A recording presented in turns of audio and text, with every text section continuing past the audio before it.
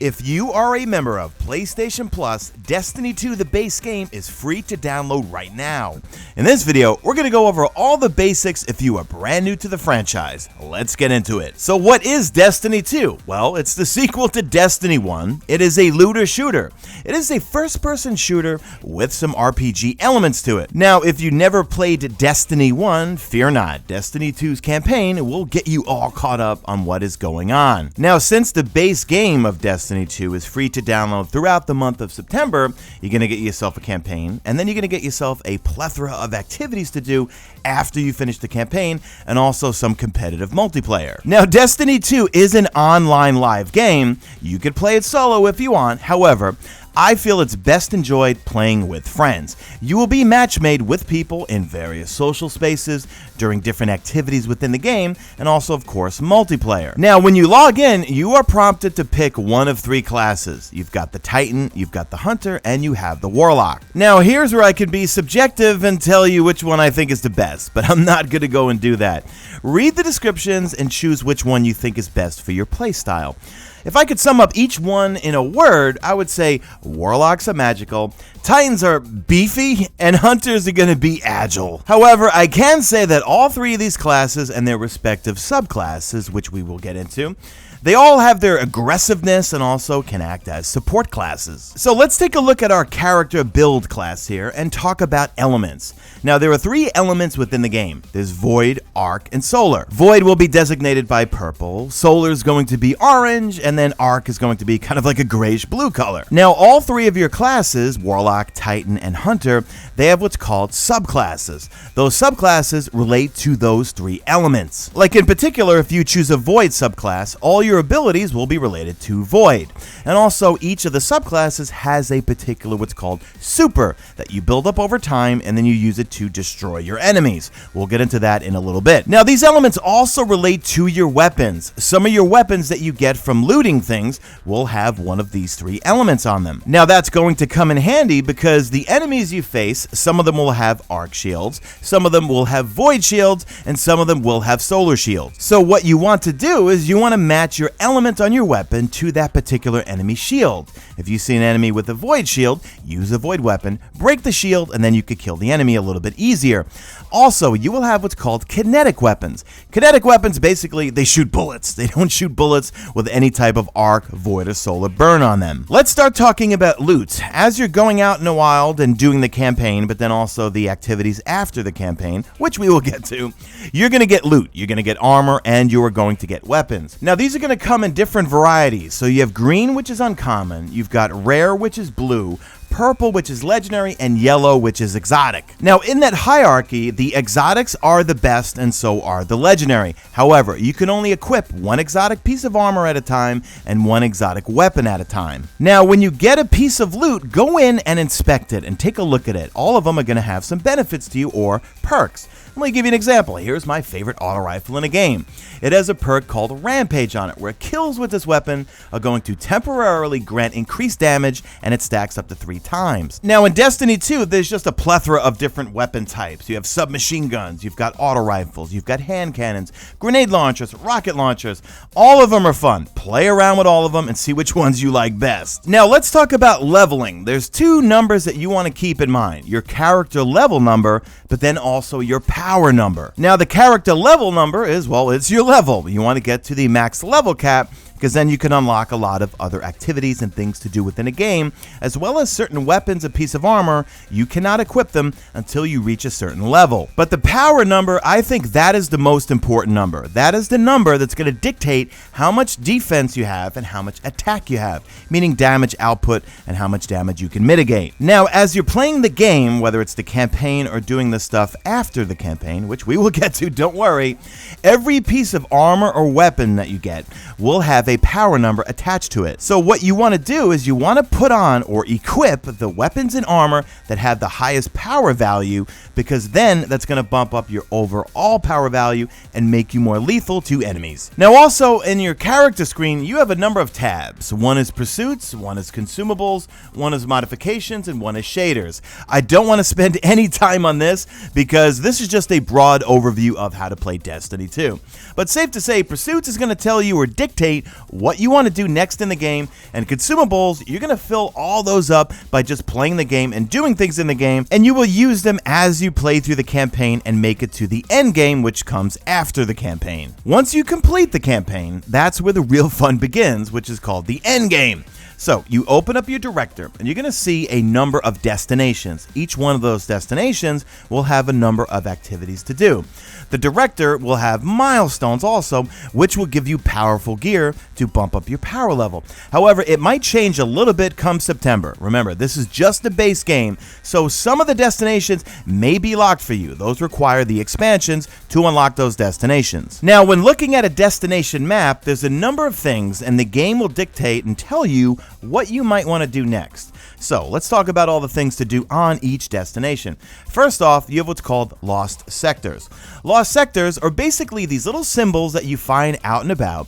You follow the symbol, you go down underneath somewhere, kill a boss, open up a chest, and get some loot and some consumables. Now, the destinations will also have what's called adventures. Now, these adventures are either continuations of the story, or they tell you more story about that particular destination. And when you complete them, they also give you some sort of reward. Now, every destination will have a vendor there that you want to visit. This vendor will offer some gear, some weapons, some armor. You'll be able to trade in some consumables and materials to get some gear. Now, when you're out and about on the destination, you could do patrols, and these patrols vary from just killing enemies, maybe exploring or scanning a particular area, and so forth. They will also give you some rewards and things to trade into that destination vendor. Looking at the destination map, you will also see what's called public events. When you're out and about on patrol, you're going to see other guardians, other players out there just randomly doing things, patrolling, exploring, looking for things. When a public event hits, normally a whole bunch of guardians are going to get together to complete this public event. Most of the public events involve you and a bunch of guardians just maybe holding an area for a little bit, and then all of a sudden a boss will come out. However, they have what's called heroic versions of the public events that are going to give you better rewards. To turn one of those regular public events into a heroic public event, I will link a video in the description, in the pinned comment, and annotated on screen. Now, sometimes loot will drop as you'll just pick it up and hey, it's a gun or it's a piece of armor. Or you're going to get what's called Engrams. Engrams will give you a piece of loot when you bring it to an NPC that's called the Cryptarch.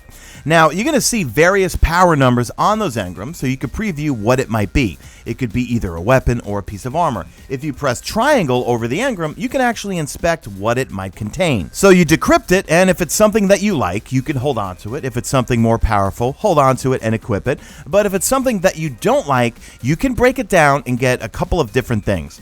You can get either glimmer, which is basically your money and your currency that's used in the game, or what's called legendary shards. That's your other currency within the game that's involved in a whole bunch of things, which I'm not going to go over right now. But safe to say, you do want to hoard your glimmer and your legendary shards because they will be very useful within the game as you what's called infuse things. Another really fun activity to do within the game, and will give you some loot, are strikes. So there's a strike playlist. You fire it up, and there's different types of strikes. You will see what power level you need to be, so don't choose the one if you're not powerful enough. Take a look at your power number, and then fire up the strike playlist that is equal or lower to your overall power number. So what are strikes? Well, strikes are a PvE co-op mode where you will be matchmade with 2 other players. Now, strikes are basically a whole bunch of enemies being killed as you make your way through the strike, and then you get to a final boss. You kill the boss, and then you get some loot at the end of it. Now, certain strikes will have what's called a singe to it. That singe means it's going to do extra elemental damage. So if you have a week where it says arc singe, that means your arc weapons will do some more damage, but then also the enemies that have arc weapons, they're going to do more damage to you. Every week you have what's called the Nightfall Strike, and it might be Nightfall Strikes because I believe it's changing in September. The Nightfall Strike is basically a much harder version of some of the strikes that you will become familiar with. However, there is no matchmaking if you just fire up the Nightfall Strike by yourself. There's 2 versions, normal 270 power and then 360 prestige power. That's all going to change come September when the power numbers go up. However, if you want to find people to do this with, well, there's a number of things. You can use the Destiny 2 companion app on your phone, or use what's called guided games. So if you don't have anyone to play the Nightfall with, go into guided games and choose Seeker. That means that you might have a chance of a clan that's looking to find someone or a third person to do this Nightfall Strike with. Now, the pinnacle activity within the game is going to be the raid. Now, the raid is a co-op activity that involves 6 players and requires some heavy communication. Now, the raids in Destiny 2, they're pretty long, they're a lot of fun, and you do get a lot of powerful gear. This game, as I said before, is best played with friends. This is a social game. So as you're playing Destiny 2, if you're really enjoying it, use the Destiny Companion app. Use my Destiny PS4 Facebook community to find other players and get that raid done. Trust me, you will not regret it. Now, you have competitive multiplayer within Destiny 2, and that involves quick play and what's called competitive. Some game modes are 4v4, some game modes are 6v6. You have modes like Clash, which is like team deathmatch. You have Control, where you're securing 3 zones, kind of like Domination from Call of Duty. In competitive, you have different modes like Countdown or Survival. Countdown is where you're setting and defusing bombs, but go in there and play around and see what kind of player you are. Are you casual and want to play some quick play, or are you competitive and want to play something more objective based? Let's talk about the supers for all of the classes, or your subclasses. So each subclass will have a super that's for Arc, Solar, and Void. Now, these supers are going to charge based on what activity you're doing. If you're playing PvP, the more people you kill and the more objectives you take, the more super energy you get. Same thing also with PvE.